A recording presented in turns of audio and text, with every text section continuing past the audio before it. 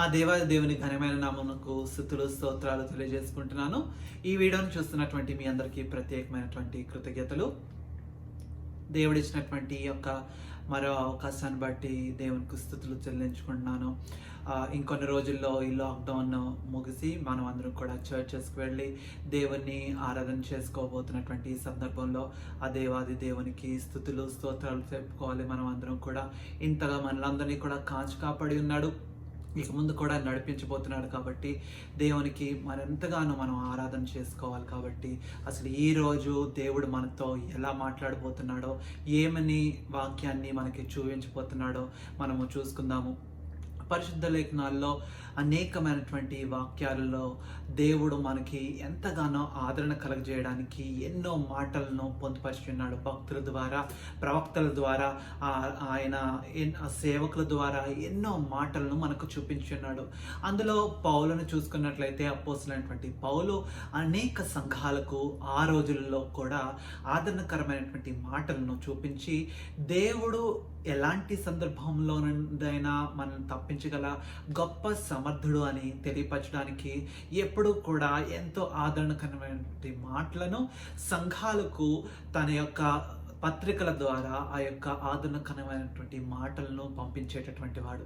ఇప్పుడు సేవకులు ఎలా అయితే ఇలాంటి క్వారంటైన్ సమయాల్లో, లాక్డౌన్ సమయాల్లో వీడియోల ద్వారా, రేడియోల ద్వారా ఎలా అయితే వాక్యాన్ని చూపించి వాక్యాన్ని చెప్పి దేవుని యొక్క మాటలను జ్ఞాపకం చేస్తూ ప్రభు బిడ్డలకు, దేవుని యొక్క బిడ్డలకు ఎలా అయితే ఆ మాటలను జ్ఞాపకం చేసి ధైర్యపరుస్తున్నారో, ఆ సమయంలో అపోస్తలులందరూ కూడా ఎంతగానో ఆ యొక్క ఆదరణకరమైనటువంటి మాటలను పత్రికల ద్వారా పంపించేవారు. అందులో ప్రప్రథమంగా పౌలునే చూసుకున్నట్లయితే ఎన్నో ఆ యొక్క పత్రికలను తన యొక్క శిష్యులకు, తన యొక్క సంఘస్థులకు, అనేకమైనటువంటి సంఘాలకు, దేశ నివాసులకు, ప్రాంత నివాసులకు పంపిస్తూ ఉండేవారు. మనము ఎఫెసీయులకు రాసిన పత్రికలోనే చూసుకున్నట్లయితే ఎంతో ఎంతో ఆదరకరమైనటువంటి మాటలతో పాటుగా అసలు ఎలా ఒక సంఘము నడుచుకోవాలో, దేవుని యొక్క బిడ్డలు ఎలాంటి ప్రవర్తన కలిగి ఉండాలో, ఎలాంటి భావోద్వేగాలు కలిగి ఉండాలో, ఎలాంటి భాషను కలిగి ఉండాలో, ఇలాంటి ప్రతి ఒక్క స్టెప్స్ను, ఇన్స్ట్రక్షన్స్ను ఆయన ఇస్తూ వారిని ఎల్లప్పుడూ కూడా ధైర్యపరిచేవారు. వాళ్ళని ఎల్లప్పుడూ కూడా వారికి ఆ భయం అనేది లేకుండా, ఎందుకంటే ఆ సమయాలలో దేవుని యొక్క బిడ్డలకు అనేకమైనటువంటి ఇరుకులు, ఇబ్బందులు ఆ యొక్క రోమా సైన్యం ద్వారా, లేకపోతే అక్కడ ఉన్నటువంటి లోకాధికారుల ద్వారా, ఆ యొక్క ప్రధానుల ద్వారా, వీరందరి ద్వారా కలుగుతూ ఉండేది. కాబట్టి వారు ఎంతగానో భయపడుతున్నటువంటి ఆ సమయాలలో వారికి అందరికీ కూడా ధైర్యం కలగడానికి ఆ యొక్క మాటలను వారి కొరకు పొందుపరచడం జరిగింది. వారి కోసం మాత్రమే కాదు, కానీ తర్వాత రానున్న తరాలలో కూడా అలాంటి సందర్భాలు పునరావృతం అవుతాయి. కాబట్టి వారందరూ కూడా ఆ యొక్క మాటల ద్వారా ధైర్యపరచబడాలని, స్థైర్యపరచబడాలని అక్కడ ఆ మాటలను పొందుపరచడం జరిగింది.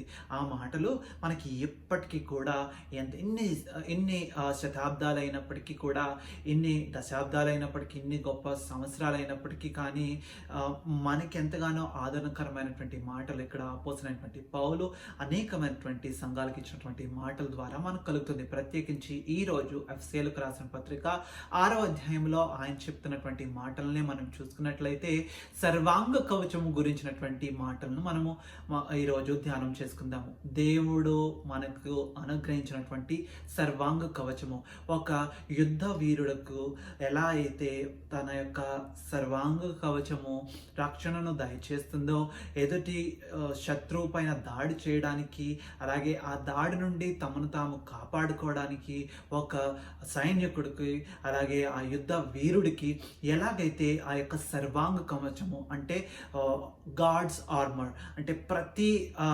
ఆర్గన్కి, ప్రతి బాడీ పార్ట్కు ఎలా అయితే ఆ యొక్క సర్వాంగ కవచము గొప్ప శక్తిని దయచేస్తుందో, గొప్ప ప్రొటెక్షన్ దయచేస్తుందో, ఆ యొక్క సర్వాంగ కవచము ప్రతి ఒక్క విశ్వాసి, దేవుని నమ్ముకున్నటువంటి ప్రతి ఒక్క విశ్వాసి ఆత్మీయంగా ధరించాలని ఆ యొక్క స్పిరిచువల్ ఆర్మర్ గురించి చెప్తున్నటువంటి మాటలను మనం ఈరోజు ధ్యానం చేసుకుందాము.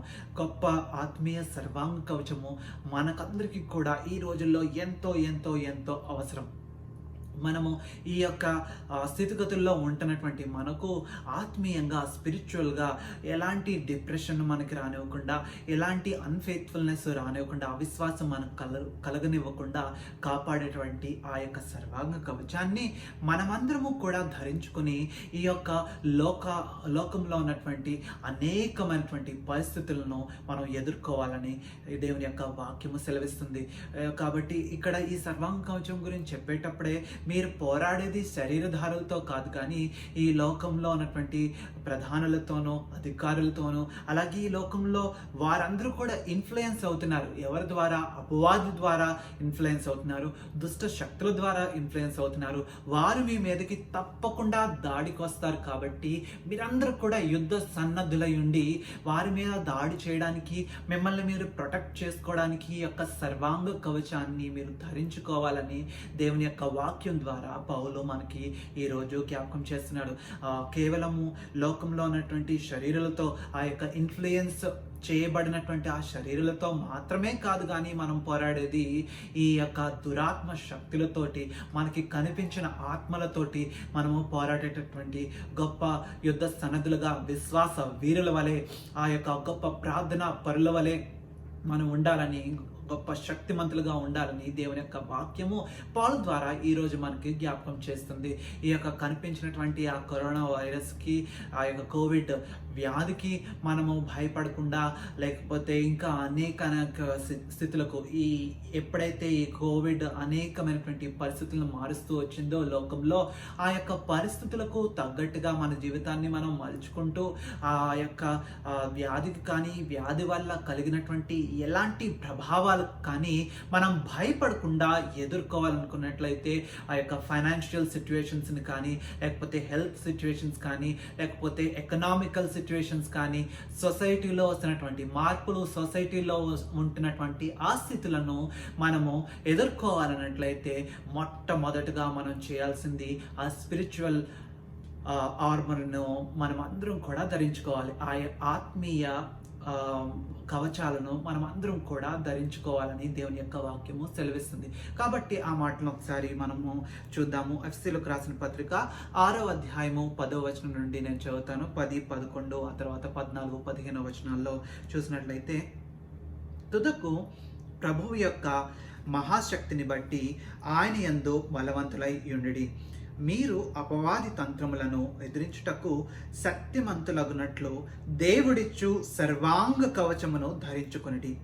14వ వచనంలో చూసినట్లయితే, ఎలాగనగా మీ నడుమునకు సత్యమును దట్టి కట్టుకొని, నీతియను మైమరువు తొడుగుకొని, పాదములకు సమాధాన సువార్త వలనైన సిద్ధ మనస్సును తొడుగుకొని నిలవబడుడి. ఇవన్నీ గాక విశ్వాసమును డాలు పట్టుకొని, దానితో మీరు దుష్టుని అగ్నిబాణములన్నింటినీ ఆర్పుటకు శక్తిమంతులగుదురు. మరియు రక్షణయను, శిరస్త్రాణమును, దేవుని వాక్యమును, ఆత్మ ఖడ్గమును ధరించుకొనిడి. దేవుడు అనుగ్రహించే ఆ యొక్క సర్వాంగ కవచాన్ని మీరు ధరించుకొని వారిని అందరినీ కూడా ఎదుర్కోవడానికి యుద్ధ సన్నద్ధులై ఉండాలని చెప్పడం మాత్రమే కాదు, కానీ ఆ దేవుడిచ్చేటటువంటి సర్వాంగ కవచంలో ఉన్నటువంటి ప్రతి ఒక్క పార్ట్ను ఆయన మనకి అసలు స్పిరిచువల్గా అది ఎలాంటి ఒక గొప్ప ఇన్స్ట్రుమెంట్గా ఉన్నదో మనకి జ్ఞాపకం చేస్తున్నారు. ప్రతి ఒక్క అక్కడ 6 సర్వాంగ కవచాలను మనకి జ్ఞాపకం చేస్తున్నారు. 6 కవచాలను మనకి జ్ఞాపకం చేస్తున్నాడు. ఆ 6 కూడా ఎలాంటి స్పిరిచువల్ రెల్మ్లో ఆ యొక్క పార్ట్కి ఇండికేట్ చేస్తుందో కూడా మనకి జ్ఞాపకం చేస్తున్నారు. కాబట్టి మనం చూసినట్లయితే మన యొక్క ఆత్మీయత ఎదుగుదల గురించి అనేక మార్లు ఇంతకు ముందు వారాల్లో కూడా మనం మాట్లాడుకున్నాం. అయితే అవన్నిటినీ మనం కలిగి ఉన్నామని ఎప్పుడు తెలుసుకోవచ్చు అంటే, మనము మనల్ని ఎదిరించడానికి, మన పైన దాడి చేయడానికి వచ్చేటటువంటి శత్రువుని ఎదుర్కొనే గొప్ప స్తోమత, సమర్థత మనకి ఎప్పుడైతే ఉంటుందో అప్పుడు అవన్నీ కూడా ఆ క్యారెక్టరిస్టిక్ ఫీచర్స్ అన్నీ కూడా మనకున్నాయని మనం తెలుసుకోవచ్చని దేవుని యొక్క వాక్యము సెలవిస్తుంది. కాబట్టి మనము ఎప్పుడైతే వీటినన్నింటినీ కలిగి ఉంటామో మనము ఎంతో ధైర్యంతోటి, ఎంతో కాన్ఫిడెన్స్ తోటి మనం ముందుకు కొనసాగలుగుతాము ఎలాంటి పరిస్థితుల్లో అయినా. ఇప్పుడు చూడండి, ఒకవేళ ఈ వీటినన్నిటినీ ఫిజికల్గా ఒక వార్లో చూసినట్లయితే, ఒక యుద్ధంలో మనం ఆలోచన చేసినట్లయితే, ఫిజికల్గా ఎప్పుడైతే ఆ వీరుడు, ఆ యొక్క ధీరుడు ఎప్పుడైతే ఈ యొక్క ఆర్మర్ అంతా కూడా ప్రతి ఒక్క దాన్ని ఇక్కడ వివరించినటువంటి ప్రతి ఒక్క ఆర్మర్ని ధరించుకుని వెళ్తాడో అప్పుడు ఎంతగానో ధైర్యంగా వెళ్ళగలుగుతాడు. ఎందుకంటే ఎలాంటి అటాక్ నా మీదకి వచ్చినా కానీ నేను ఫైట్ చేయడంతో పాటుగా నాకు ప్రొటెక్టివ్గా నాకేమైనా తగిలినా కానీ ప్రొటెక్ట్ చేయడానికి ఈ షీల్డ్ లాంటివి ఇవన్నీ కూడా ఉన్నాయి. కాబట్టి ఇవన్నీ కూడా నాకు ఎంతగానో హెల్ప్ఫుల్గా ఉంటాయనే ఒక గొప్ప ఆలోచన, ఒక ఆలోచనే ఆ యొక్క సైనికుడిని ముందుకు నడిపిస్తూ ఉంటుంది. ఆ యొక్క యుద్ధ భూముల్లోనికి ఆ యొక్క సైనికుడిని నడిపిస్తూ ఉంటుంది ఆ ఆలోచన. కాబట్టి ఎప్పుడైతే మనము ఇవన్నీ కూడా కలిగి ఉన్నామో, ఇక్కడ అపోస్తులైనటువంటి పౌలు చెప్పినటువంటి వాటినన్నిటినీ కూడా మనం కలిగి ఉన్నామో, మనకప్పుడు ఆ ఆలోచన, ఆ యొక్క ఆత్మ నడిపింపు అనేది మనల్ని ఎలాంటి పరిస్థితుల్లో అయినా మనకి దారి చూపిస్తుందని దేవుని యొక్క వాక్యము మనకి తెలియపరుస్తుంది. అయితే ఇక్కడ ఉన్నటువంటి ఈ యొక్క 6 ఆర్మర్స్ని మనము ఈరోజు ఈ 6 ఆర్మర్స్ని మనము ఒక్కొక్కటిగా వివరించుకొని అసలు ఎలాంటి పరిస్థితుల్లో ఎలాంటి విషయాలను మనం కలిగి ఉండాలో మనం మొదటగా చూసుకుందాము. ఈరోజు మొట్టమొదటిగా చూసుకున్నట్లయితే నడుమునకు సత్యమును దట్టి కట్టుకొనుడి అని మనకు చెప్తున్నాడు. ఇక్కడ ఆ యొక్క దట్టి అనేది ఫిజికల్గా ఆ యొక్క సైనికుడు ధరించేటటువంటి ఆ నడుమునకు ఒక బెల్ట్ లాగా ధరించేటటువంటి ఆ యొక్క దట్టిని మనకు ఆత్మీయంగా ఆ యొక్క సత్యముతో పోలుస్తున్నాడు. ఆ యొక్క ఆత్మీయమైనటువంటి దట్టిని అంటే ఆ యొక్క సత్యమును మనం ఎప్పుడైతే కలుగుతామో అప్పుడు మనము ప్రతి దాన్ని కూడా ఎదుర్కొనేటటువంటి అది మనల్ని నిలబడుతుంది. అసలు ఆ యొక్క బెల్ట్ అనేది మనము ఈ రోజులో చూసేటటువంటి బెల్ట్గా ఉండదు, కానీ ఆ సైనికులు, ముఖ్యంగా రోమా సైనికులు ధరించేటటువంటి దట్టి ఎలా ఉంటుందంటే అది సపోర్ట్ని, తమ యొక్క బ్యాక్కి, ఆ యొక్క నడుమునకు సపోర్ట్ని దయచేస్తుంది. అలాగే అది అసలు ఆ దట్టి ఎలా ఉంటుందంటే మిగిలిన ఉన్నటువంటి ఆ యొక్క అస్త్రాలన్నిటికి కూడా పట్టుని కలిగి ఉంటాయి. అవన్నీ కూడా హుక్ చేయబడి ఉంటాయి అన్నమాట. ఆ యొక్క మైమరు, బ్రెస్ట్ ప్లేట్ కానీ లేకపోతే ఇంకా తర్వాత ఉన్నటువంటి ఆ ఇన్స్ట్రుమెంట్స్ అన్నిటినీ కూడా లింక్ చేయబడి వాటికన్నిటికీ సపోర్టివ్గా ఉంటుంది. అంటే సత్యము కూడా మనకి ఎప్పుడూ కూడా సపోర్టివ్గా ఉంటుంది. కాబట్టి మనము దాన్ని కలిగి ఉండాలని దేవుని యొక్క వాక్యము సెలవిస్తుంది. ఇక్కడ మనం చూసినట్లయితే ఆ సత్యము ఎవరైతే కలిగి ఉంటారో వారందరూ కూడా స్వతంత్రులై ఉంటారని దేవుని యొక్క వాక్యము సెలవిస్తుంది. యేసుక్రీస్తు వారు చెప్పినటువంటి మాటల్లో అనేక మార్లు ఆ సత్యం గురించినటువంటి ఆ మాటలు ఆయన ఎల్లప్పుడూ చెప్తూనే వచ్చారు. నేనే మార్గమును, జీవమును, సత్యమును అని చెప్పినటువంటి మాటలు మనకి ఎంతగానో ఆదరణ కలిగించేటటువంటి మాటలు. ఆ సత్యము ఎవరైతే కలిగి ఉంటారో వారు ఎంత మాత్రము కూడా దేనికి బందీలై ఉండరని, దేనికి కూడా స్లేవ్స్ అయి ఉండరని దేవుని యొక్క వాక్యము సెలవిస్తుంది. దేనికి కూడా బానిసలు అవరు. ఎందుకంటే సత్యము మనల్ని నడిపిస్తుంది, దేన్నైనా ఎదుర్కోవడానికి ముందుకు మనల్ని నడిపిస్తుంది. కాబట్టి ఆ సత్యము నేను మనము కలిగి ఉన్నప్పుడు అదే మనల్ని సపోర్ట్ చేస్తుంది. ఎలా అయితే ఆ దట్టి సైనికుడిని నిలబెడతాదో మనల్ని నిలబెట్టేటువంటి యొక్క సత్యాన్ని మనం కలిగి ఉండాలని దేవుని యొక్క వాక్యం సెలవిస్తుంది. ఇక్కడ ఈ యొక్క 6వ అధ్యాయంలో చూసినట్లయితే మీరు నిలుచుని పోరాడండి, మీరు నుంచోండి అని చెప్తున్నటువంటి మాటలు మనము చూడవచ్చు అనేక సందర్భాల్లో. ఇక్కడ ఇంతకు ముందు చదువుకున్నటువంటి వాటిలో కూడా ఆ యొక్క మాటల్లో కూడా చూసినట్లయితే మీరు నిలబడి యుద్ధం చేయగలిగేటటువంటి శక్తి మీరు కలిగి ఉండాలని ఆయన జ్ఞాపకం చేస్తున్నాడు. నిలబడాలంటే ఆ నడుము సపోర్ట్ లేకుండా ఆ యొక్క దట్టిని సపోర్ట్ కలిగి ఉండాలి. కాబట్టి మనము కూడా సత్యం మీద ఎప్పుడూ నిలబడాలని దేవుని యొక్క వాక్యము సెలవిస్తుంది. అసలు యేసుక్రీస్తు ప్రభువుల వారు కూడా ఆ సత్యమునకు సాక్షినిగా నేను వచ్చానని ఆయన పిలాతుతో చెప్పినటువంటి మాటలు మనం జ్ఞాపకం చేసుకున్నట్లయితే, మనము కూడా సత్యాన్ని బట్టి, సత్యం ఎప్పుడూ మన పక్షాన ఉండాలని మనం జ్ఞాపకం చేసుకోవాలి. సత్యము తరపున మనం ఉండాలి. అప్పుడు మనము సత్యమునకు సాక్షులుగా నిజమైన దేవుణ్ణి మనము కలిగి ఉన్నామనేటటువంటి సత్య సువార్తను అనేక మందికి ప్రకటన చేసేటటువంటి వారిగా ఉండాలి. ఒక మాటలో చెప్పాలంటే ఆ సత్యము అనేక మందికి ఎలాంటి భయం లేకుండా నిర్భయంతో నిజమైనటువంటి దేవుణ్ణి మేము కలిగి ఉన్నాం, ఈయనే దేవుడు, ఈయన ఒకే ఒక్క దేవుడు, ఈయన మేము కలిగి ఉన్నాము, మా దేవుడు గొప్ప దేవుడు, జీవము కలిగినటువంటి దేవుడే, ఆ సత్యాన్ని మనం అందరం కలిగి ఉండాలని దేవుని యొక్క వాక్యము సెలవిస్తుంది. కాబట్టి మనము ఈ యొక్క సత్య సువార్తను అందరికీ ప్రకటన చేసే విధంగా మనం ఉండాలి. ఆయన అందుకనే మనల్ని పిలుచుకున్నాడు అనేటటువంటి వాక్యాన్ని మనము జ్ఞాపకం చేసుకోవాలి. మనం ఆ సత్యాన్ని మనము బంధించలేము, కానీ ఆ సత్యాన్ని అనేక మందికి మనము తెలియపరిచేటటువంటి వారిగా ఉంది. ఆ సత్యము వెలుగును కలుగజేస్తుంది కాబట్టి ఆ వెలుగులోకి అనేక మందిని నడిపించేటటువంటి వారిగా మనం ఉండాలని దేవుని యొక్క వాక్యము సెలవిస్తుంది. ఒకసారి పిలాతుతో ఆయన చెప్పినటువంటి మాటను చూద్దాము. యోహాను సువార్త 18వ అధ్యాయము 37-38 వచనాల్లో చూసినట్లయితే, అందుకు పిలాతు, నీవు రాజువా అని ఆయనను అడుగగా, యేసు, నీవన్నట్టు నేను రాజునే, సత్యమును గూర్చి సాక్ష్యమిచ్చుటకు నేను పుట్టితిని, ఇందు నిమిత్తమే ఈ లోకమునకు వచ్చితిని. సత్య సంబంధి అయిన ప్రతి వాడును నా మాట వినుననెను. సత్యమును గూర్చి సాక్ష్యమిచ్చుటకు నేను పుట్టితినన్న మాట, ఆ మాట ఎంతో గొప్ప స్ట్రెంగ్త్తో ఆయన చెప్తున్నాడు, గొప్ప శక్తితో అక్కడ పిలాతుకు చెప్తున్నాడు. అక్కడ వారందరూ కూడా ఆయన మీద ఎంతో నిందలు వేసి ఆయన దేవదూషణ చేస్తున్నాడని, లేకపోతే ఆయన ఎన్నో అబద్ధాలు చెప్తున్నాడని, అబద్ధ బోధ చేస్తున్నాడని, ఆయన సొంతంగా ఎన్నో మాటలు చెప్తున్నాడని, ఆయనను గురించి అబద్ధాలు మోపుతున్నప్పుడు ఆయన చెప్పేటటువంటి మాట మనము గమనించాలి. సత్యమును గురించి సాక్ష్యం ఇచ్చుటకు నేను పుట్టితిని అనే మాటను మనం చూసినట్లయితే, మీరు ఎన్ని అబద్ధాలు, ఎన్ని నిందలు, ఎన్ని నేరాలు నా పైన మోపినప్పటికీ నేను మాత్రం సత్యము పక్షానే ఉంటాను, నేను సత్యమును మాత్రమే చెప్తాను అనే మాటను మనం చూస్తున్నాము. అలాగే ఆయన సత్య సంబంధమైన ప్రతి వాడు నా మాట నా వాక్యాన్ని మనము ఇక్కడ ఆయన ద్వారా రావడం చూస్తున్నాము. కాబట్టి మనం సత్య సంబంధి అని ఎప్పుడు చెప్పుకోవచ్చు అంటే, ఆయన మాట విని కేవలం మనము సత్యము పలికేవారుగా ఉండాలి.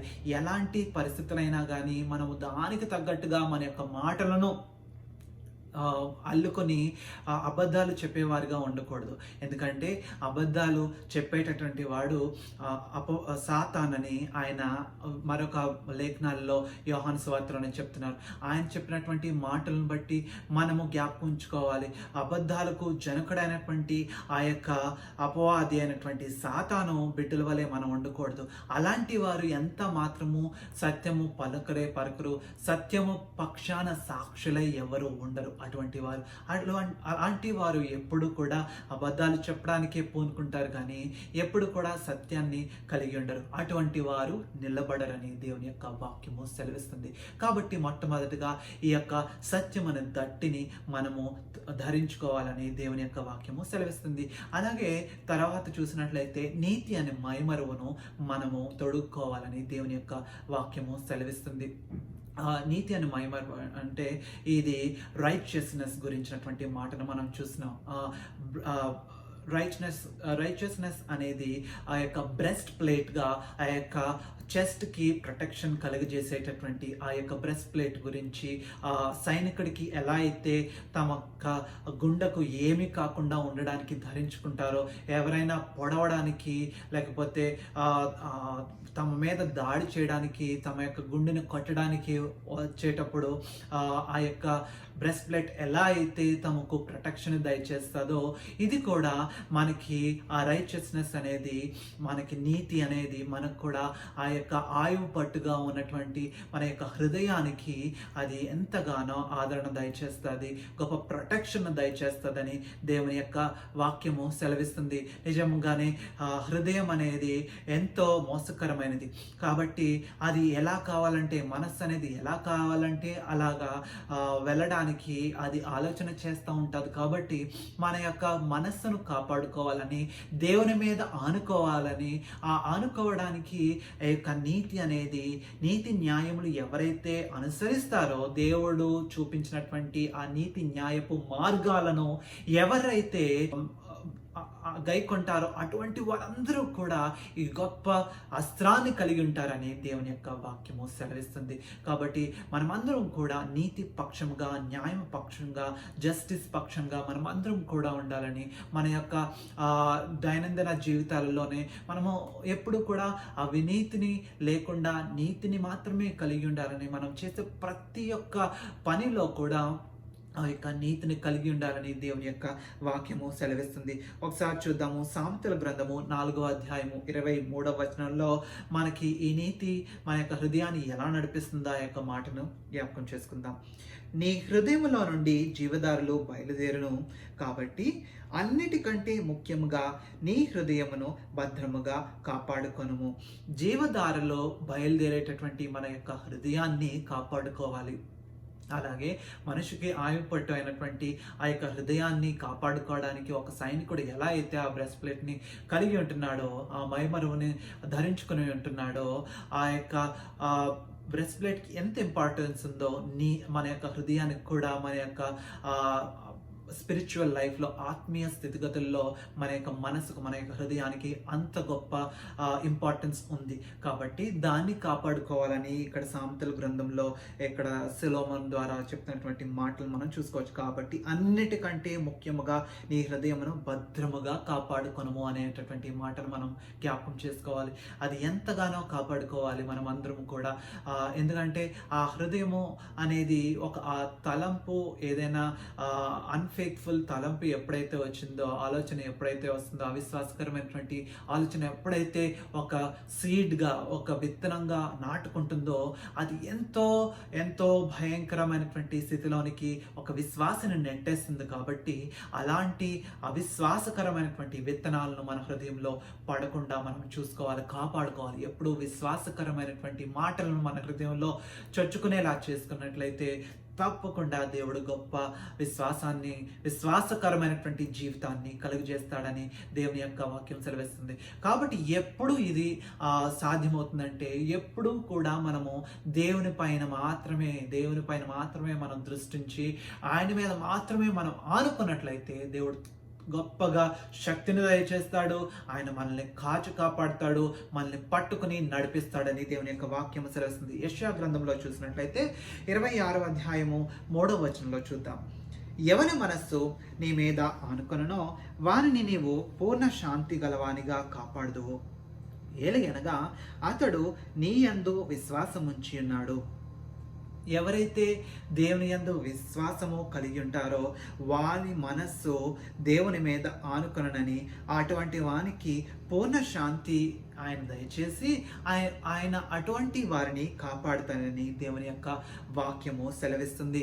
కాబట్టి మనం ఇక్కడ చూసినట్లయితే దేవుని వాక్యంలో ఎంతో తేటగా చెప్తున్నాడు. మొదటగా విశ్వాసులందరూ కూడా, అంటే విశ్వాసము ఎవరైతే, దేవుని యందు విశ్వాసం ఎవరైతే కలిగి ఉంటారో అటువంటి వారి హృదయం అంతా కూడా ఆయన మీద ఆనుకుంటుంది. ఈ లోకము పైన, ఈ లోకంలో ఉన్నటువంటి వాటి పైన వారు ఆనుకొనరు, కానీ దేవుని మీద, దేవుని యొక్క వాక్యం పైన మాత్రమే అటువంటి వారి యొక్క మనస్సు ఉంటుంది. కాబట్టి గొప్పగా ఆయన పూర్ణ శాంతిని దయచేస్తాడు. ఆయన గొప్ప శాంతి సమాధానాలను దయచేస్తాడని దేవుని యొక్క వాక్యము సెలవిస్తుంది.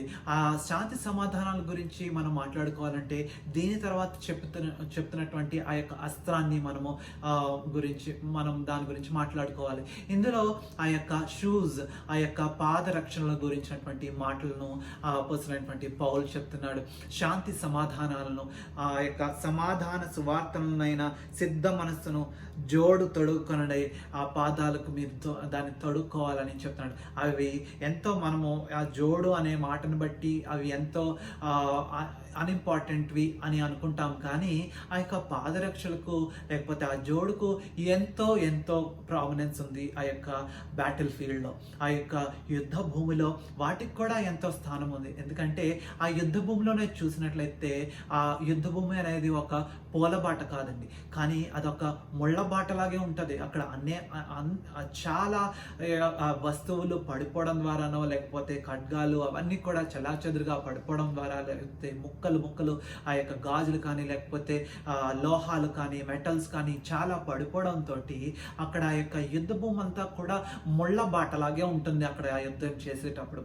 కాబట్టి అదేదైనా కానీ గుచ్చుకున్నట్లయితే, ఒకవేళ పాదానికి ఆ యొక్క కాలుకి గుచ్చుకున్నట్లయితే అక్కడ ఎంత మాత్రము సైనికుడు నిలబడలేడు. ఇదంతా కూడా మనం నిలబడి ధైర్యంగా ఆ యొక్క శత్రువుని ఎదుర్కొని పోరాడడం గురించి మాట్లాడుకుంటున్నాము. అలాగే సైనికుడు అలా చెయ్యాలి. కాబట్టి అసలు అతను ఆ యొక్క పాదరక్షలు అంటే ఆ జోడు తొడుగుకొనకుండా ఆ యొక్క యుద్ధ భూమిలోనికి ప్రవేశించినట్లయితే ఇంకా అతను ఎంత మాత్రము నిలబడలేడు, పడిపోతాడు. కాబట్టి మనము కూడా ఈ యొక్క సమాధాన సువార్త వలనైనా ఆ యొక్క సిద్ధ మనస్సును మనం ఎప్పుడు కలిగి ఉండాలి. అంటే ఎప్పుడు కూడా నిలబడి అలర్ట్గా ఉండడానికి, మన యొక్క విశ్వాస జీవితంలో పడిపోకుండా అలర్ట్గా ఉండడానికి, మనము నిలబడడానికి ఆ యొక్క సమాధాన సువార్త అనేది మనకి ఎంతగానో ఉపయోగపడుతుందని దేవుని యొక్క వాక్యము సెలవిస్తుంది. కాబట్టి మనం ఒకసారి చూసుకుందాము. మొదటి యోహాను 2వ అధ్యాయము 5-6 వచనంలో చూసుకున్నట్లయితే, ఆయన వాక్యము ఎవడు గైకొనునో వానిలో దేవుడు ప్రేమ నిజముగా పరిపూర్ణమాయను. ఆయన యందు నిలిచినవాడు నని చెప్పుకొనివాడు ఆయన ఎలాగూ నడుచుకొనునో అలాగే తానును నడుచుకొన బద్ధుడై ఉన్నాడు. మనం ఆయన యందు ఉన్నామని దీని వలన తెలుసుకొనుచున్నాము.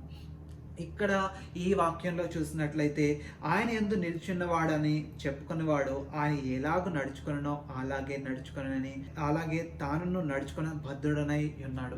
ఇక్కడ ఆ యొక్క సమాధాన సువార్తలు ఎవరైతే కలిగి ఉంటారో అటువంటి వారు దేవుని మార్గంలో నడుస్తారని, దేవుని అనుసరించి నడుస్తారని ఇక్కడ మనకి జ్ఞాపకం చేసుకుంటున్నారు. అలాంటి వారే నిలబడతారని విశ్వాసంలో దేవుని యొక్క వాక్యం ఇక్కడ తేటగా మనకు తెలియపరుస్తుంది.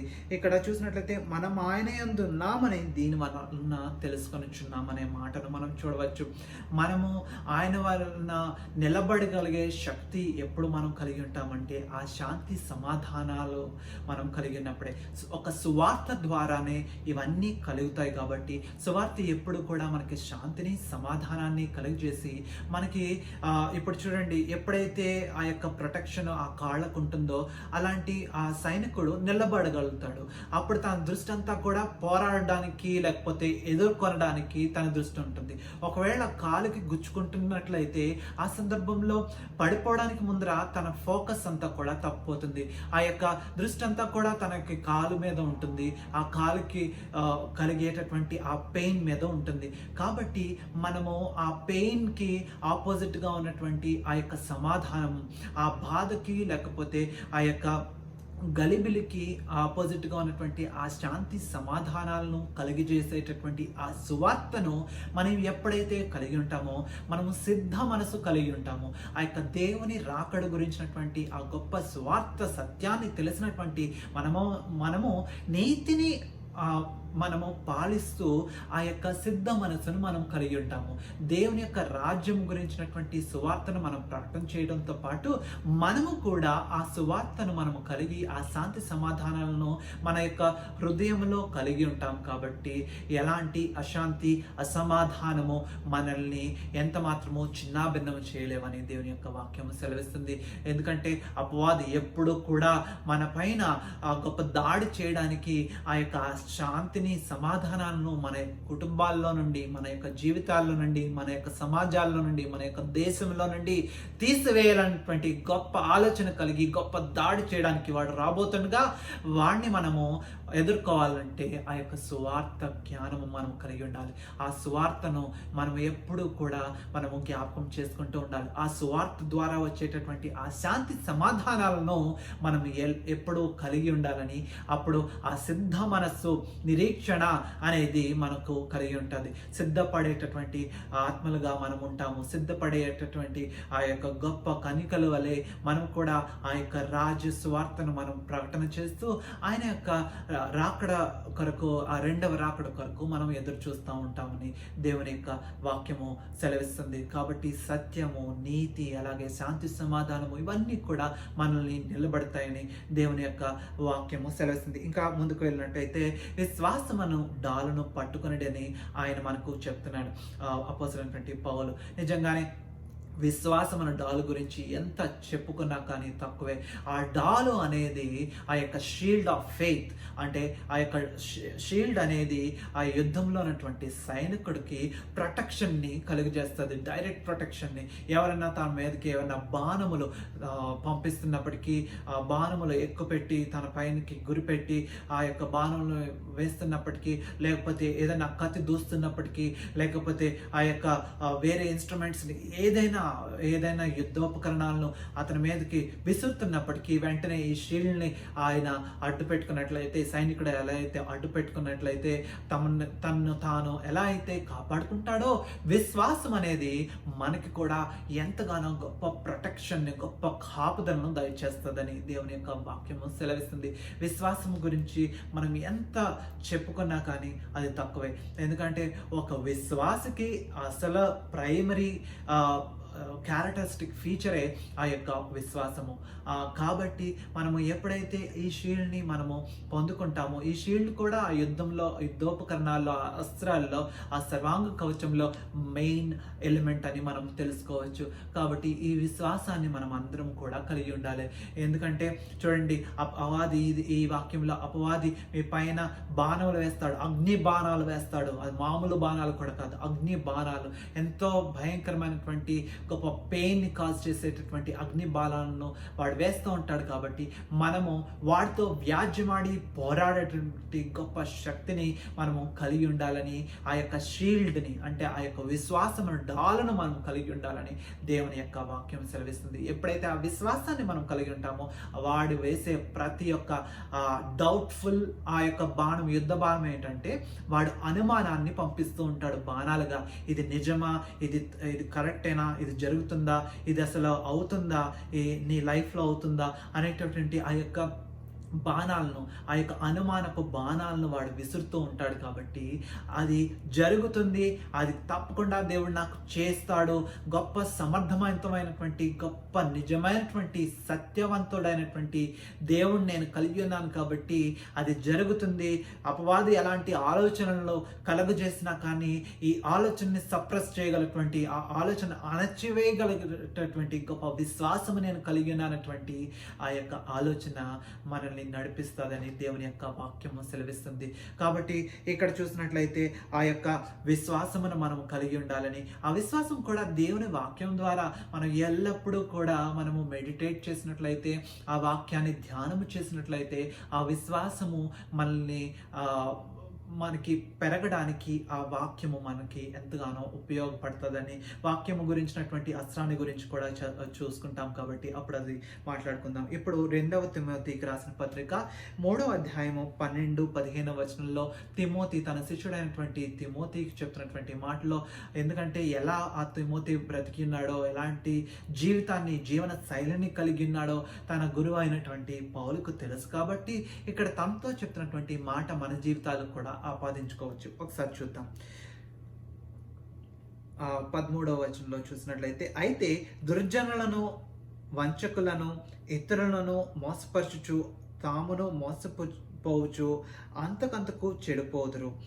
క్రీస్తు యేసునందు ఉంచవలసిన విశ్వాసము ద్వారా రక్షణార్థమైన జ్ఞానము నీకు కలిగించుటకు శక్తిగల పరిశుద్ధ లేఖనములను బాల్యము నుండి నీ వెరుగుదవు గనుక నీవు నేర్చుకొని రూఢి అని తెలుసుకొన్నవి ఎవరి వలన నేర్చుకుంటేవో ఆ సంగతి తెలుసుకొని వాటి యందు నిలకడగా ఉండుము. క్రీస్తు యేసునందు ఉంచవలసిన విశ్వాసము ద్వారా రక్షణార్థమైన జ్ఞానము మనం అందరము కూడా కలిగి ఉండాలని దేవుని యొక్క వాక్యము సెలవిస్తుంది. కాబట్టి ఇదంతా కూడా ఫెయిత్కి ఎగ్జాంపుల్గా జీవించినటువంటి ఆ యేసుక్రీస్తు ప్రభుల వారి యొక్క జీవితాన్ని మనము చూసి ఇన్స్పిరేషన్గా తీసుకుని ఆ విశ్వాసాన్ని ఎప్పుడైతే కలిగి ఉంటామో ఆ రక్షణార్థమైనటువంటి జ్ఞానము మనకి కలుగుతుంది. కాబట్టి దేనినైనా మనం విశ్వాసంతో గొప్పగా ఎదిరించగలగ గొప్ప సమర్థనుగా మనం ఉంటామని దేవుని యొక్క వాక్యం సెలవిస్తుంది. గొప్పగా మనము బలాఢ్యుల నుండి వచ్చేటటువంటి ఆ యొక్క బాణమును, అగ్ని బాణములను మనము ఎదుర్కొనే వారిగా మనము ఉంటామని దేవుని యొక్క వాక్యము మనకి సెలవిస్తుంది. తద్వారా దేవుని గొప్ప బిడ్డలైనటువంటి మనము దేనినైనా మనల్ని నుండి మనము కాపాడుకోవడానికి గొప్ప రక్షణగా ఈ యొక్క షీల్డ్ ఆఫ్ ఫెయిత్ అనేది మనకి ఎంతగానో ఉపయోగపడుతుందని దేవుని యొక్క వాక్యము సెలవిస్తుంది. ఇంకొంచెం ముందుకు వెళ్ళినట్లయితే రక్షణయను శిరస్త్రాణమును ధరించుకొనుడి అనే మాటను మనం చూస్తున్నాము. ఆ శిరస్త్రాణము అంటే హెల్మెట్, లేకపోతే ఆ యొక్క కిరీటము. గొప్పగా హెల్మెట్ అనేది మనము ఇక్కడ ఈ యొక్క సైనికుడు కలిగి ఉంటాడు కాబట్టి దాన్ని మనం కలిగి ఉండాలని, హెల్మెట్ ఆఫ్ సాల్వేషన్ అనేది చాలా ఇంపార్టెంట్. అసలు ఇదంతా కూడా మనం చేసి మనము రక్షణను కాపాడుకోకుండా మనం చేసుకున్నట్లయితే అన్నిటికంటే ఇంపార్టెంట్గా ఉన్నటువంటి ఆ హెడ్ ఒకవేళ ఆ సైనికుడు కాపాడుకోకుండా ఉన్నట్లయితే, ఎవరైనా హెడ్ మీద కొట్టినట్లయితే అక్కడికక్కడే తను మరణిస్తాడు. కాబట్టి దాన్ని కాపాడుకోవడానికి ఎలా అయితే హెల్మెట్ను ధరించుకుని ఉంటున్నాడో ఇక్కడ మనము కూడా ఆ యొక్క శిరస్త్రాణముగా ఆ యొక్క అన్నిటికంటే ఇంపార్టెంట్ అయినటువంటి హెడ్, ఆ యొక్క మన యొక్క సంఘమునకు శిరస్సు అయినటువంటి ఆ యేసుక్రీస్తు మనకి ఎగ్జాంపుల్ని విడిచిపెట్టి ఉన్నాడని చెప్పుకున్నాం కదా. అలాగే మనము అన్నిటికంటే ఇంపార్టెంట్ మన ఫోకస్, మన దృష్టిని కాపాడుకోవడానికి ఆ రక్షణను మనం కలిగి ఉండాలని, ఆ రక్షణను ఎంత మాత్రము మనం కోల్పోకూడదని దేవుని యొక్క వాక్యము సెలవిస్తుంది. ఎప్పుడైతే ఆ రక్షణ కోల్పోయి ఉన్నారో అప్పుడు వారు పాతాళంలోనికి పడిపోతారు. కాబట్టి అటువంటి వారికి నిత్య రాజ్యము మనము పోయిన వారం చెప్పుకున్నట్లుగా ఆ యొక్క నిత్య రాజ్యము, ఆ యొక్క ప్రెషియస్ గిఫ్ట్ గురించి మనం మాట్లాడుకున్నాం కదా. ఆ యొక్క పరిగంతా ముట్టించాక దాన్ని మనం పొందుకోకుండా ఉన్నట్లయితే, ఆ గిఫ్ట్ని మనం, ఆ ప్రైజ్ని మనం పొందుకోనట్లయితే, ఆ యొక్క నిత్య రాజ్యం మనం పొందుకోనట్లయితే ఇంకవన్నీ కూడా చేసి ఎందుకు పనికిరాని వారుగా ఉంటాం. కాబట్టి ఈ యొక్క గొప్ప రక్షణ శిరస్త్రాణము చూపిస్తున్నటువంటి ఆ యొక్క పోలి ఉన్నటువంటి ఆ యొక్క సాల్వేషన్ని, ఆ రక్షణ మనం కలిగి ఉండాలని దేవుని యొక్క వాక్యము సెలవిస్తుంది. మొదటి తెస్సలోనికలకు రాసిన పత్రిక 5వ అధ్యాయము 8వ వచనంలో ఇక్కడ తెస్సలోనికలకు చెప్తున్నటువంటి మాటలో, అపోస్తలుడైనటువంటి పౌలు చెప్తున్నటువంటి మాటలో కూడా ఈ యొక్క రక్షణ గురించినటువంటి అస్త్రాన్ని, ఆ నిరీక్షణను మనం కలిగి ఉండాలని ఆయన చెప్తున్నటువంటి మాటను మనం జ్ఞాపకం చేసుకోవచ్చు. మనము పగటి వారమై ఉన్నాము గనుక మత్తులమై ఉండగా విశ్వాస ప్రేమలను కవచము, రక్షణ నిరీక్షణయను శిరస్త్రాణమును ధరించుకుందము. ఎందుకనగా మన ప్రభు అయిన యేసుక్రీస్తు ద్వారా రక్షణ పొందుటకే దేవుడు మనలను నియమించును గాని ఉగ్రత పాలుగుటకు నియమింపలేదు. మనము మేలుకొని ఉన్నను, నిద్రపోచున్నను, తనతో కూడా జీవించు నిమిత్తము ఆయన మన కొరకు మృతి పొందెను. కాబట్టి మీరిప్పుడు చేయుచున్నట్టుగానే ఒకరినొకడు ఆదరించి ఒకరినొకడు క్షేమాభివృద్ధి కలుగజేయుడి. ఇక్కడ రక్షణ నిరీక్షణయను శిరస్త్రాణము ధరించుకుందము అని ఎందుకు మనం ధరించుకోవాలో చెప్పినటువంటి మాటను మనం చూడొచ్చు. మన ప్రభు అయిన యేసు క్రీస్తు ద్వారా రక్షణ పొందుడికే దేవుడు మనల్ని నియమించను కానీ ఉగ్రత పాల్గొటకు నియమింపలేదు. అంటే ఇందాక నేను చెప్పినట్లుగా మనం ఎంత మాత్రమో ఆ పాతాళంలోనికి పడిపోయి నశించిపోవడం, లేకపోతే ఆ యొక్క ఉగ్రతకు లోను కావడానికి దేవుడు మనల్ని సృజించలేదు, దేవుడు మనల్ని నియమించలేదు, దేవుడు మనల్ని పిలుచుకొనలేదు. కానీ ఆయన మనల్ని రక్షించుకొని తన హక్కును చేర్చుకొని తన యొక్క కుడిపార్శ్వంలో మనందరినీ చేర్చుకొని మనల్ని తనతో పాటు ఆ యొక్క పరలోక రాజ్యంలోనికి వెళ్ళడానికి మనల్ని ఆయన నియమించుకున్నాడు. కాబట్టి మన రక్షణ నిరీక్షణ అనే గొప్ప శిరస్త్రాణం కలిగి ఉండాలని ఆయన మరొకసారి ఇక్కడ తెస్సలోనికలకు రాసినటువంటి పత్రిక పత్రికలో ఆయన మనకి జ్ఞాపకం చేస్తున్నాడు. కాబట్టి మనమందరూ కూడా ఆ ఫోకస్, మన మైండ్, ఆ యొక్క ఫోకస్ అంతా కూడా దేవుని మీద ఉంచుకోవడానికి ఆ రక్షణ ఎంతగానో మనకు ఉపయోగపడుతుంది. ఎందుకంటే ఆ రక్షణ అనేది మనం సంపాదించుకుంటే రాలేదు, కానీ ఆయన విశ్వాసం ద్వారా తన కృప వలన అనుగ్రహింపబడినటువంటి ఆ రక్షణ ఎంతో గొప్ప ప్రెషియస్ గిఫ్ట్. కాబట్టి దాన్ని మనం కాపాడుకోవాలని దేవుని యొక్క వాక్యము సెలవిస్తుంది. ఆ సత్యము కానీ, నీతి కానీ, లేకపోతే ఆ యొక్క విశ్వాసము కానీ, ఆ యొక్క ఫెయిత్ కానీ, ఇవన్నీ కూడా అవన్నీ కూడా మనకు ఒకదానికొకటి లింక్ చేయబడినట్టుగా, ఒకదానికొకటి మనకి ఎంతగానో గొప్ప ప్రొటెక్షన్ కలిగజేసేటటువంటి ఆ యొక్క అస్త్రాలు. కాబట్టి వాటిని అన్నింటినీ పొందుకోవాలి. అలాగే ఫైనల్గా ఒకదాన్ని చూసుకొని ముగించుకుందాము. ఆ యొక్క దేవుని వాక్యమును ఖడ్గమును ధరించుకొనడి అని చెప్తున్నటువంటి మాటను మనం చూద్దాము.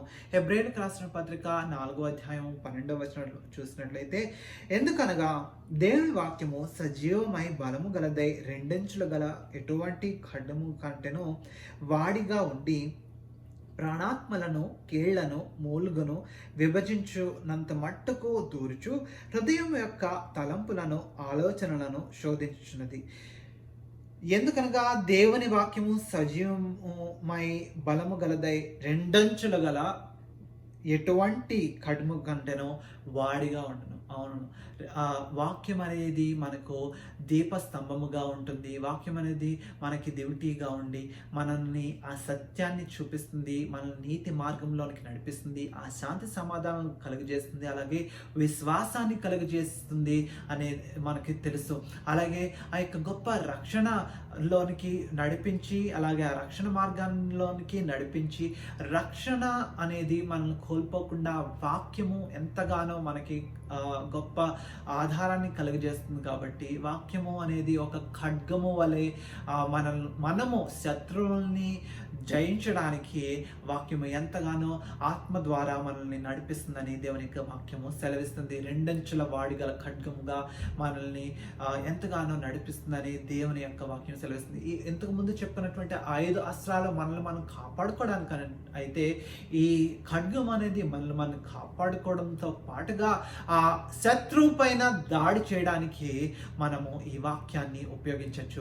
కాబట్టి అపవాది యేసుక్రీస్తు ప్రభువు వారు శరీరధారి అయి ఉన్నప్పుడు ఆయన మీద దాడి చేయడానికి అనేక మాటలతో ఆయన్ని అభ్యపెట్టడానికి వచ్చినప్పుడు వాక్యముతోటే ఆయన దాన్ని జయించి ఉన్నాడు. వాక్యంతో దానికి జవాబు చెప్పి దాన్ని పారద్రోలు వేసి ఉన్నటువంటి మాట మనకందరికీ తెలుసు.